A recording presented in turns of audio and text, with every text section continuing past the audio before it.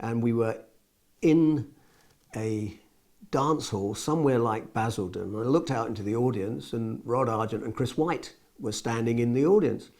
So we went over to talk to them, and that's when they said, would we like to be in this band? And we said, oh yeah, let's. And they said, come and listen to the songs. So I went to Woodside Park, which is where Chris White was living at the time, listened to these songs, absolutely entranced. And the next thing we know, we're in the studio doing it. And from there, we went off to Germany to again do 9 45-minute spots a night. And then we went off to America. And then Hold Your Head Up came along, and that was it, really.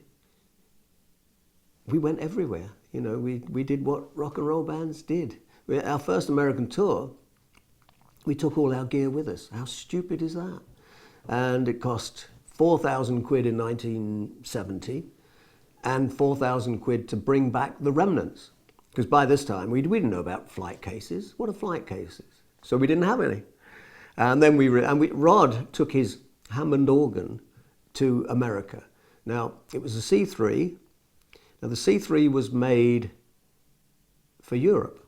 It wasn't made for America. The B3 was made for America because it's different cycles, 50 versus 60, which is very important tuning-wise.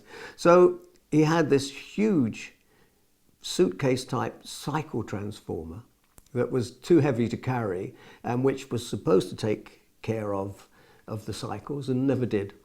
So every now and again it would drop, you know, be like sort of Armenian music and quarter tone.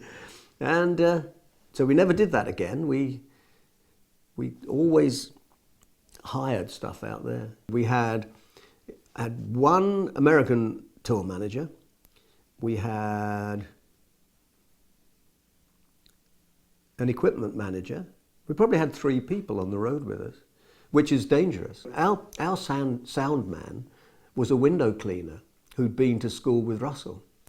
And he knew about lifting amplifiers and putting them into position. He didn't know anything further than that.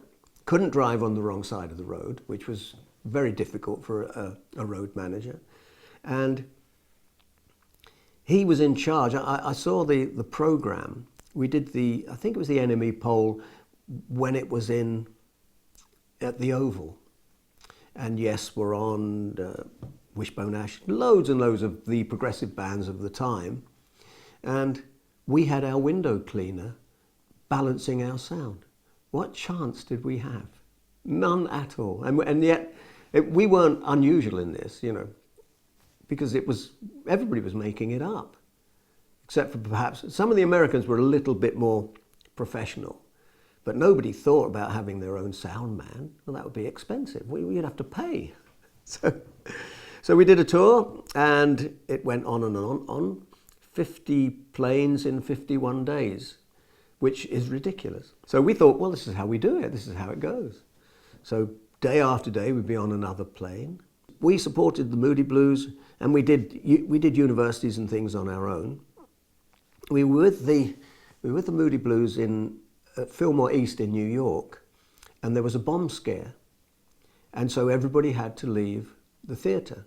So 3,000 people left the theatre, including us. We stood out on the pavement with the punters. Then 5,000 people came back. And this was at a time when you just had to be in the theatre to get high. I mean, you just had to be there and you would be high. Which for a drummer is not a good thing, you know. Well, I didn't think anyway.